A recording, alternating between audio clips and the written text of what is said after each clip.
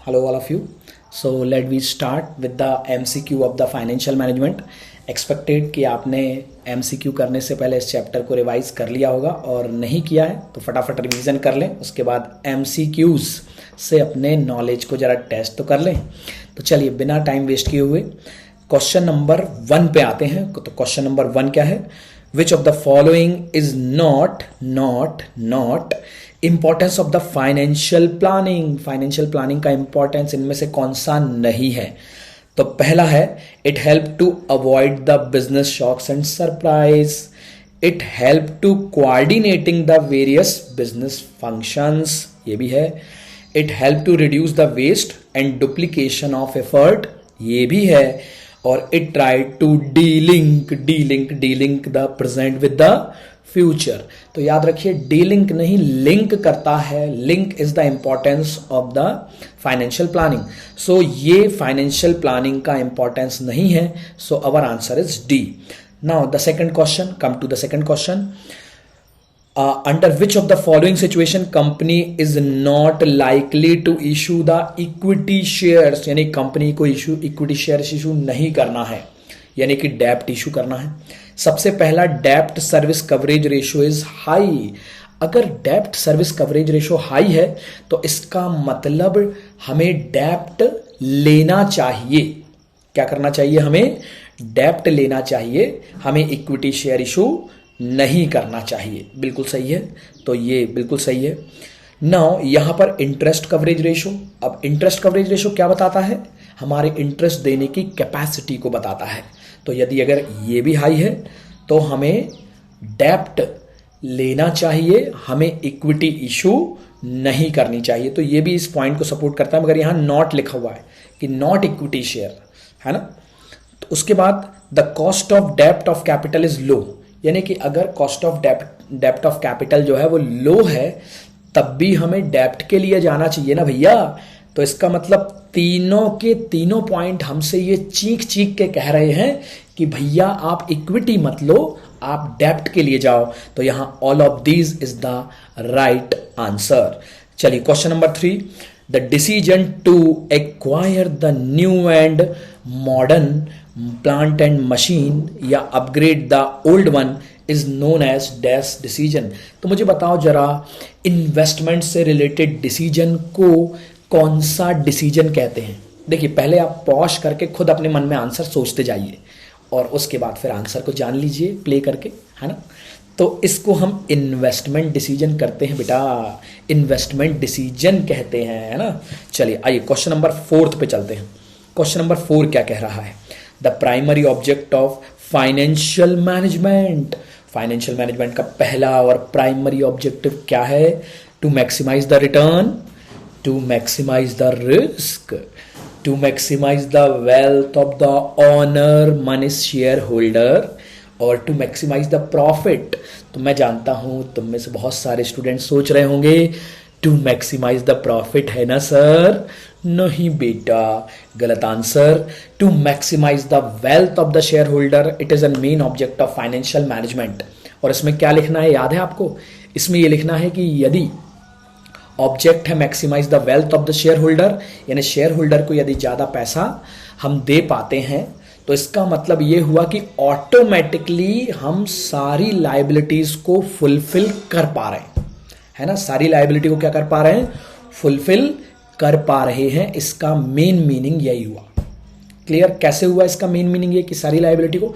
क्योंकि equity share को residual income में से पैसा मिलता है, और रेसिडुअल इनकम में से पैसा मिल रहा है, तो इसका मतलब बची हुई इनकम सभी को पेमेंट करने के बाद, और जब सबको पेमेंट कर दिया है तो इसका मतलब ये हुआ कि हमने सारे ऑब्लिगेशन पूरे कर दिए। चलिए next question, ensuring dash availability of fund eight ensuring dash availability of fund at a right time is an object of financial planning.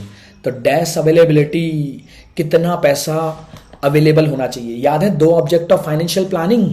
याद है, तो 2 ऑब्जेक्ट ऑफ फाइनेंशियल प्लानिंग है। नंबर 1 कि जब पैसे की जरूरत है ना वो तब मिलना चाहिए, और दूसरा जितनी जरूरत है उतनी, मतलब इनफ जितनी जरूरत है उतनी, दैट इज अ इनफ पैसा मिलना चाहिए। तो इनफ, एक्सेस, लीस्ट या मैक्सिमम, तो enough is the right answer. The company is likely to declare higher dividend. तो कंपनी ने हायर डिविडेंड कब देना चाहिए? जब टैक्स रेट हाई हो, जब टैक्स रेट रिलेटिवली लो हो, जब tax rate has no effect on the dividend declaration और नन ऑफ द अबव। सोच के देखिए, नॉर्मल टैक्स रेट की बात हो रही है। अगर टैक्स रेट हाई होगा, करेक्ट, तो हमें डिविडेंड देना जो है महंगा पड़ेगा, इंटरेस्ट देना सस्ता पड़ेगा। क्यों? क्योंकि अगर हम डिविडेंड दे रहे हैं तो dividend is not considered as an expense. तो यदि हमारा टैक्स रेट रिलेटिवली लो होगा तभी डिविडेंड देना ज्यादा फायदेमंद है। नहीं तो होगा क्या कि वहां पर हम टैक्स भी ज्यादा दे रहे हैं और फिर डिविडेंड भी दे रहे हैं। पर वहीं यदि हमारे पास डेप्ट है तो डेप्ट को देना मतलब इंटरेस्ट देना एक एक्सपेंस माना जाता है, जिससे हमारा प्रॉफिट कम हो जाता है, और प्रॉफिट कम हो जाता है, टैक्स भी कम लगता है। ठीक है, देखिए ऑब्जेक्टिव के साथ साथ हम कंसेप्ट को भी थोड़ा सा रिवाइज करते हुए समझते हुए चलें, so it is good for us. अगला, name of the decision which affect both the profitability and financial risk. तो बताइए जरा, फटाफट जरा बता दीजिए कि इनमें से कौन सा पॉइंट है, फाइनेंशियल प्लानिंग डिसीजन, या फिर कैपिटल बजटिंग डिसीजन, या फिर कैपिटल स्ट्रक्चर डिसीजन, या फिर ऑल ऑफ द अबव, जो हमारी दोनों चीजों को, प्रॉफिटेबिलिटी और फाइनेंशियल रिस्क, दोनों को क्या करता है, अफेक्ट करता है। तो that is the right answer is capital structure decision, क्योंकि कैपिटल स्ट्रक्चर में ही हम कितना इक्विटी और कितना डेप्ट, इन दोनों की बात कर रहे हैं। अच्छा एक बात बताइए, फाइनेंशियल रिस्क का मतलब क्या होता है? तो फाइनेंशियल रिस्क का मतलब होता है इंटरेस्ट ना दे पाने का रिस्क, इसको हम फाइनेंशियल रिस्क कहते हैं। और कैपिटल स्ट्रक्चर में हम ये जानते हैं कि डेप्ट कितना होना चाहिए, कितना इक्विटी होना चाहिए। ठीक है, अगला क्वेश्चन आ रहा है आपकी स्क्रीन पे, D D D D dish. तो gross working capital represent the total investment in the, तो ग्रॉस वर्किंग कैपिटल, ये शब्द आया भाई सर, ग्रॉस वर्किंग और नेट वर्किंग कैपिटल क्या होता है? तो बेटा ग्रॉस वर्किंग कैपिटल मतलब करंट एसेट्स, और नेट वर्किंग कैपिटल का मतलब होता है करंट एसेट्स में से जब हम करंट लाइबिलिटीज को माइनस कर देते हैं। Okay, so that is the current assets, gross working. अब अगला क्वेश्चन है 9th number, financial management mainly focus on, किस चीज पे फोकस करता है financial management? Efficient management of every business. याद रखना क्या है, financial management mainly focus, efficient management of every business, brand dimension, arrangement of the fund, या all the element acquiring using mean of financial resource of financial activities. अब मुझे बताइए आप, देखिए फाइनेंशियल मैनेजमेंट में दो चीजें आती हैं, कौन कौन सी? एक, इफिशिएंटली पैसा कहां से लेके आया जाए, और इफिशिएंटली उस पैसे को कहां लगाया जाए, है ना। तो इसमें पहला इफिशिएंट मैनेजमेंट, नहीं नहीं नहीं। ब्रांड डायमेंशन, अरे नहीं नहीं बेटा। अरेंजमेंट ऑफ फंड, हाँ ये है मगर ये आधा ही हुआ। तो यहां पे एक्वायरिंग यानी arrangement of the fund and also using mean of financial resources, तो इसका मतलब हमारा आंसर होगा डी। अगला क्वेश्चन, अगले क्वेश्चन की ओर बढ़ते हैं, that is a question number 10। Now dash is concerned with the optimum procurement of as well as usage of finance। इन चारों में से मुझे बताना है आपको कि कौन सा optimum procurement and as well as financial usage है। तो पहला है financial analysis, financial planning, financial management या बजटिंग। अच्छा, इन सभी के मीनिंग यदि आपको पता है तो इसका मतलब इसका आंसर आपको पता होगा। देखिए सबसे पहले हमारे कंपनी के फाइनेंस सिचुएशन को एनालाइज करना मतलब फाइनेंशियल एनालिसिस है। प्लानिंग में 3 चीजें आती हैं फाइनेंशियल प्लानिंग में, कौन कौन सी? नंबर 1, पैसा कहाँ लगाया जाए, कितना जरूरत है, पैसा कहाँ से लाया जाए और कहाँ लगाया जाए, कितने पैसे की जरूरत है ना। और फाइनेंशियल मैनेजमेंट का मतलब है that is a optimum procurement and usage. Financial management में दो ही चीजें आती हैं, तो इसका मतलब हुआ कि हमारा आंसर जो है वो फाइनेंशियल मैनेजमेंट होना चाहिए, है ना। अगला question number 11, dash involve increasing in the proportion of डेप्ट and preference share in the total capital. तो इनमें से कौन सा कॉम्बिनेशन आपको ये बता रहा है कि आपको बढ़ाना चाहिए डेप्ट और प्रेफरेंस शेयर बढ़ाना चाहिए, मतलब डेप्ट, ज्यादा से ज्यादा डेप्ट लो और ज्यादा से ज्यादा प्रेफरेंस शेयर लो। अच्छा, ये एक बहुत ही अच्छे कंसेप्ट पे बेस्ड है, उसको मैं थोड़ा सा एक्सप्लेन कर दूं इस कंसेप्ट में मैं आपको। तो सबसे पहले आपको देखिए पता है कि जब भी कभी हमारा ROI ज्यादा होता है कॉस्ट ऑफ डेप्ट या प्रेफरेंस शेयर की कॉस्ट से, so we should go for, हमें कहां जाना चाहिए, हमें सर डेप्ट के लिए जाना चाहिए। कभी अगर हमारा ROI लेस होता है कॉस्ट से, तो सर हमें इक्विटी के लिए जाना चाहिए। वेरी गुड बेटा। और अगर सर बराबर बराबर हैं दोनों, यानी कि ROI और कॉस्ट सर दोनों इक्वल हैं, तो हमें कहां जाना चाहिए, कहीं भी चले जाओ बेटा, एक ही बात है, तो दैट इज अ कॉस्ट। तो अब यहां पे ये मैंने आपको क्यों बताया, because this isn't related to this question. क्योंकि देखिए अगर हमारा ROI ज्यादा है, एग्जाम्पल के लिए ROI 15% है और कॉस्ट 10% है, करेक्ट। तो इसका मतलब क्या हुआ कि हम डेप्ट से 10% से पैसा ले रहे हैं और उसे 15% से इन्वेस्ट कर रहे हैं, कमा रहे हैं 15 और लोन ले रहे हैं 10% से। तो 5% जो एक्स्ट्रा पैसा बच रहा है वो हम इक्विटी वालों को दे रहे हैं, है ना। देखो, लोन 10 से लिया आपने और अपने व्यापार में लगा दिया और 15% से कमाया, मतलब 5% से ज्यादा कमाया। तो जो ज्यादा कमाया है वो किसको दोगे, मालिक को दोगे ना भैया, मालिक। तो मालिक हमारे इक्विटी शेयर हैं, तो इक्विटी शेयर होल्डर को देंगे। इसका मतलब हम इक्विटी शेयर होल्डर्स के लिए ट्रेडिंग कर रहे हैं। सो यहां पर this concept is related to trading for equity. इसको ध्यान रखना, ये मतलब मेनली पढ़ने में, रिवीजन में पता नहीं चलता है। तो ट्रेडिंग फॉर इक्विटी क्यों कहते हैं, because we are earn the profit for equity share holder. हम उनको प्रॉफिट कमा कमा के दे रहे हैं, उनका EPS बढ़ा रहे हैं। चलिए अगले क्वेश्चन की ओर चलते हैं। Which of the following factor affect the financial decision. इनमें से कौन सा फैक्टर फाइनेंशियल डिसीजन को अफेक्ट करता है। तो cost, risk, cash flow position की all of the above. Sir हमें लग रहा है ऑल ऑफ द अबव है। बेटा तुम बिल्कुल सही बोल रहे हो, very good, very very very good. अगला, investment can be defined as person's dedication of purchasing the house and flat. Business के पॉइंट ऑफ व्यू से, बिजनेस के पॉइंट ऑफ व्यू से सोचना है। Use of a capital on assets to receive the return. Usage of money on the production process of the product and the services. Net addition made in the national capital of the company. तो sir हम इस question में ना confuse हैं। Sir हमें लग रहा है कि बी भी हो सकता है और सर हमें लग रहा है कि डी भी हो सकता है ना। मैं जानता हूं आपके दिल की बात। तो बी भी हो सकता है और डी भी हो सकता है। पहला तो नहीं होगा सर, ये हाउस वगैरह परचेज, बिजनेस की बात हो रही है। और सर ये तीसरा भी नहीं होगा क्योंकि प्रोडक्शन प्रोसेस है, तो इन्वेस्टमेंट तो नहीं है। तो भैया हम जो यहां इन्वेस्टमेंट बात कर रहे हैं वो फर्म की कर रहे हैं, नेशन की नहीं कर रहे हैं। तो हमारा B is the right answer. ठीक है।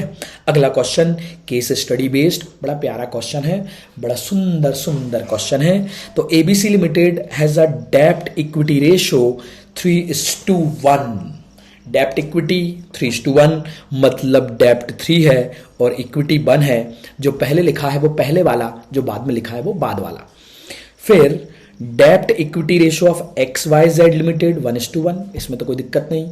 Name of the advantage that ABC limited will have over the XYZ limited when the rate of interest is lower than the rate of investment. यानी कि ROI जो है वो ज्यादा है और हमारा जो कॉस्ट ऑफ डेप्ट है वो कम है। तो मैंने आपको अभी बताया था कि जब ROI ज़्यादा होता है और कॉस्ट ऑफ डेप्ट कम होता है ना, सीक्रेट बात बताई थी ना। तो इसमें क्या करते हैं सर, हम इसमें डेप्ट के लिए जाते हैं। ठीक है, अब इस स्थिति में देखो यहां पर ABC का डेप्ट ज्यादा है और XYZ का डेप्ट जो है वो कम है। तो अब मुझे बताइए कि इन ABC को डेप्ट ज्यादा होने का कोई फायदा मिल रहा है, ऐसा क्वेश्चन बोल रहा है, मैं नहीं बोल रहा।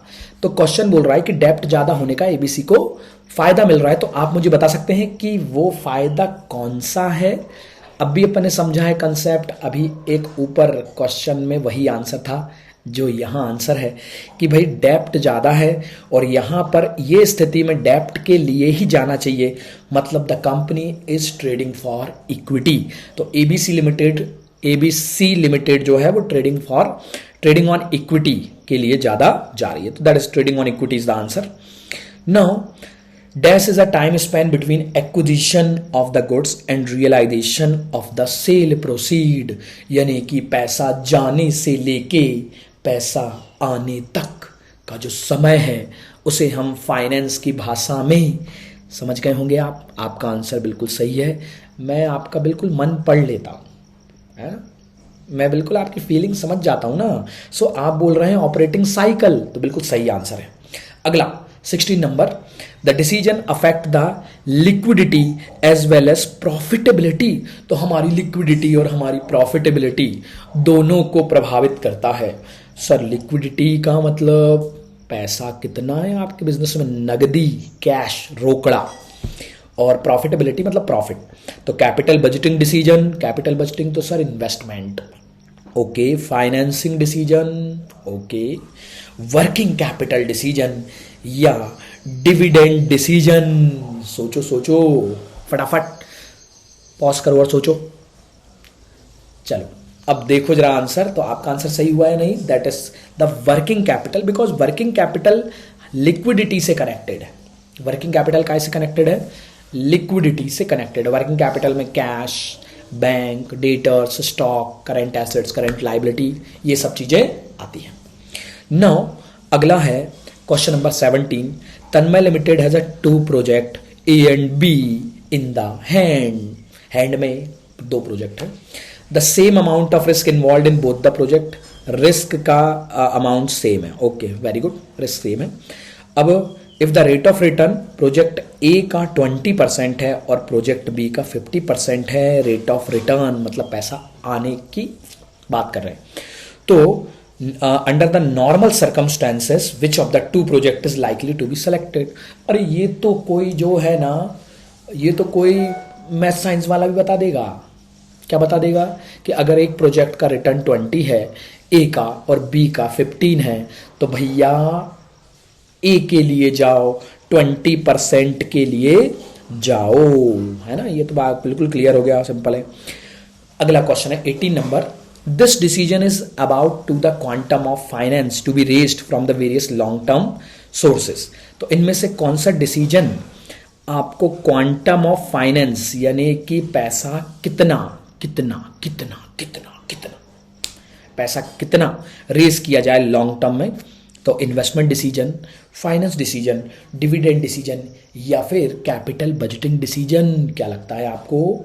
तो इसमें investment decision related to assets, खरीदना। फाइनेंस का मतलब होता है पैसा कहां से लेकर आया जाए, then answer is B, correct है आपका आंसर, है ना। चलिए अगले 19 नंबर की तरफ बढ़ते हैं। क्वेश्चन नंबर 19 क्या कह रहा है, क्वेश्चन नंबर 19 कह रहा है inability of the business to meet its fixed financial obligation. Business की इनएबिलिटी कि वो अपने फिक्स्ड फाइनेंशियल ऑब्लिगेशन नहीं कर पा रहा है, तो इससे क्या कहेंगे। अभी अभी थोड़ी देर पहले मैंने आपको बताया है, तो आपने बिल्कुल सही आंसर दे दिया है, that is called financial risk. Interest ना देने का रिस्क, लोन को रीपेमेंट ना करने का risk, that is called financial risk. अगला question number 20, Harshita limited has been experience a downfall in its popularity. Harshita limited जो है उसकी पॉपुलरिटी कम हो रही है दिन पे दिन, क्या करे। Due to growing competition also the company does not see any forthcoming viable business expansion opportunities, और आने वाले सालों में उसके पास कोई बिजनेस एक्सपांशन अपॉर्चुनिटी भी नहीं है. That is in the near future, so that management of the company has decided to declare high dividend for the current financial year. Current financial year में ज़्यादा डिविडेंड, क्योंकि आपने ये ऑलरेडी एनालाइज किया है, रिवीजन किया होगा कि भाई जब भी कभी हम हाई डिग्री ऑफ कोई फ्यूचर हमारे पास अपॉर्चुनिटीज नहीं होती, कोई फ्यूचर हमारे पास ग्रोथ की संभावना नहीं होती, so we are distribute the dividend, है ना. हम ज्यादा से ज्यादा क्या करते हैं, डिविडेंड को डिस्ट्रीब्यूट करते हैं. तो यहां पे जो है growth opportunities is the right answer, क्योंकि हमारे पास अपॉर्चुनिटीज नहीं है. Clear now. अब उसके बाद फिर आगे जाते हैं 21 पे. The cheapest source of finance, सबसे चीपेस्ट सोर्स कौन सा है?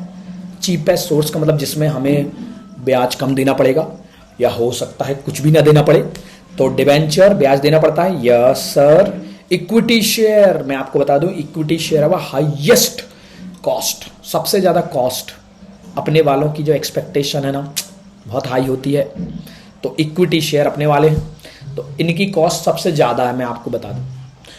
प्रेफरेंस शेयर की थोड़ी कम है, और रिटेन्ड अर्निंग की ना बिल्कुल भी कॉस्ट नहीं लगती. ये तो वो पैसा है जो हमारे पास ऑलरेडी रखा हुआ है ना. तो that is the right answer. D is the right answer.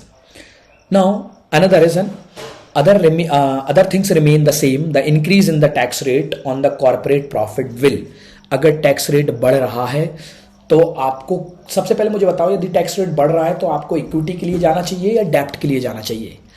तो बिल्कुल सही है आपका आंसर. सर हमें डेप्ट के लिए जाना चाहिए, क्योंकि डेप्ट को देना पड़ता है इंटरेस्ट, और interest is the charge. Charge का मतलब वो प्रॉफिट निकालते समय माइनस होता है, जिससे टैक्स प्रॉफिट कम हो जाता है और टैक्स भी कम हो जाता है. और इसका मतलब इसका आंसर क्या हुआ कि भाई मेक द डेप्ट रिलेटिवली चीपर. अगर आपका टैक्स रेट ज़्यादा है, प्रॉफिट पे जो टैक्स लगता है कॉर्पोरेशन प्रॉफिट पे वो ज़्यादा है, तो यू शुड गो फॉर डेप्ट because it make it cheaper. क्योंकि आपको यदि इक्विटी के लिए जाओगे तो टैक्स भी देना पड़ेगा और इक्विटी शेयर भी देना. चलिए तो आते हैं क्वेश्चन नंबर 23 पे. 23 क्या कहता है? Financial leverage. सबसे पहले मेरे को बताइए, लीवरेज का मीनिंग आपको है पता? देखिए, लीवरेज का मतलब होता है लोन. जो फर्म लोन लेती है उसको बोलते हैं फाइनेंशियल लीवर्ड फर्म. तो फाइनेंशियल लीवरेज इज फेवरेबल. इस कौन सी स्थिति में फाइनेंशियल लीवरेज को हम बोलेंगे कि भैया फाइनेंशियल लीवरेज जो है वो फेवरेबल है? बताइए. रिटर्न ऑन इन्वेस्टमेंट वाली स्थिति में. Return on investment is lower than the cost of डेप्ट, यानी कि आरओआई जिसमें कम है उसमें, या आरओआई हायर है उसमें, या डेप्ट इज इजीली अवेलेबल, डेप्ट जो है वो इजीली अवेलेबल है उसमें, या फिर if the high degree of existing financial leverage is low. अब मुझे बताओ कि डेप्ट लेना कब फायदेमंद होता है? अब भी बताया है, बनना चाहिए, अब बिल्कुल नाटक नहीं, है ना. तो that is when the ROI is higher than the cost of डेप्ट. आरओआई ज्यादा है और कॉस्ट ऑफ डेप्ट जो है वो कम है. बिल्कुल करेक्ट बेटा, वेरी गुड. चलिए तो अगले क्वेश्चन की ओर. तो that is the right answer is ROI is greater than cost of डेप्ट. अगले क्वेश्चन की ओर बढ़ते हैं. That is the question number 24.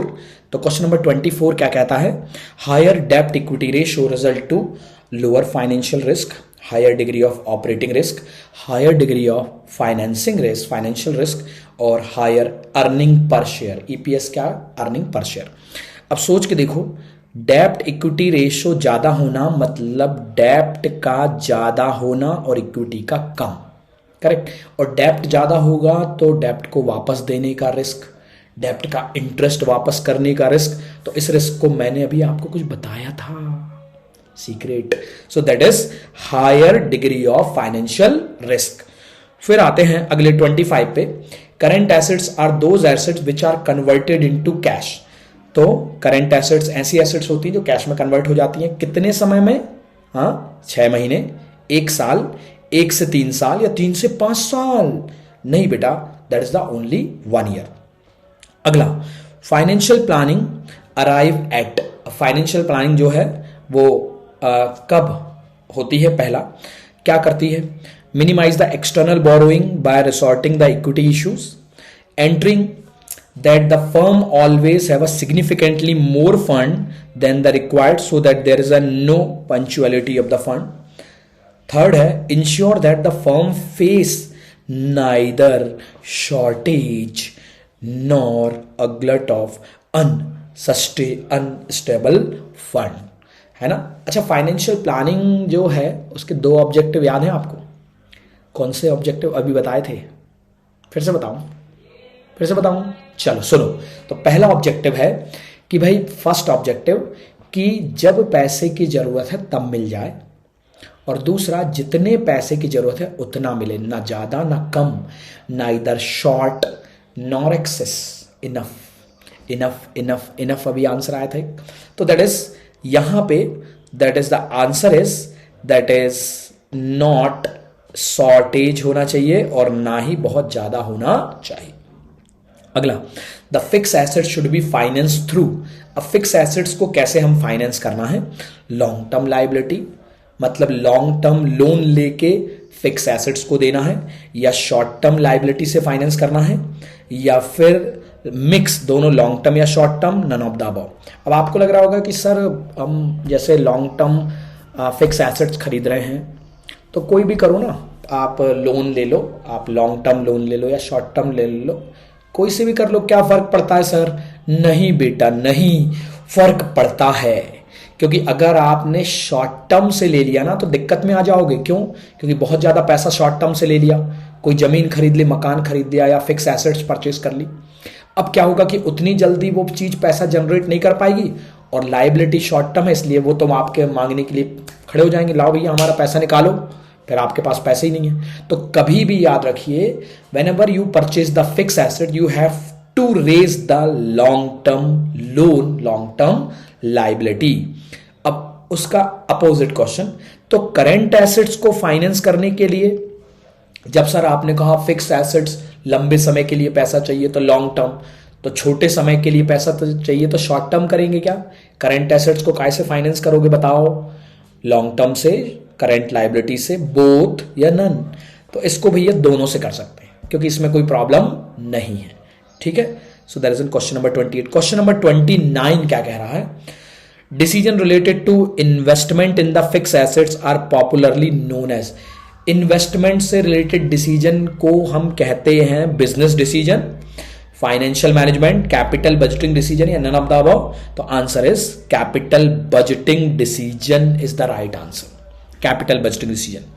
अगला, to maximise the wealth of the honour that is the share holder, जो है ये सबसे पहले क्या करता है भाई?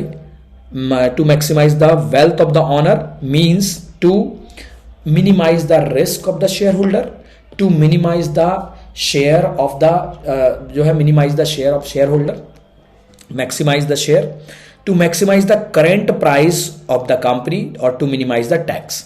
देखिए क्या होता है, what do you mean by this maximisation of wealth? किस चीज से इंडिकेट होता है कि वेल्थ ज्यादा है? ये इंडिकेट होता है अर्निंग पर शेयर। यदि अर्निंग पर शेयर ज्यादा होगी ना तो उतना ही ज्यादा आपका वेल्थ होगा, तो दैट इज और अर्निंग पर शेयर ज्यादा होगी तो आपका करेंट मार्केट प्राइस ज्यादा होगा। Then answer is C. तो 30 क्वेश्चन थे। अगले वीडियोस में अपन कुछ और नए ऑब्जेक्टिव्स अगले चैप्टर के देखेंगे। तो कुछ इंपॉर्टेंट कंसेप्चुअल ऑब्जेक्टिव थे जो हमने देखे, है ना। Okay then, bye bye, take care.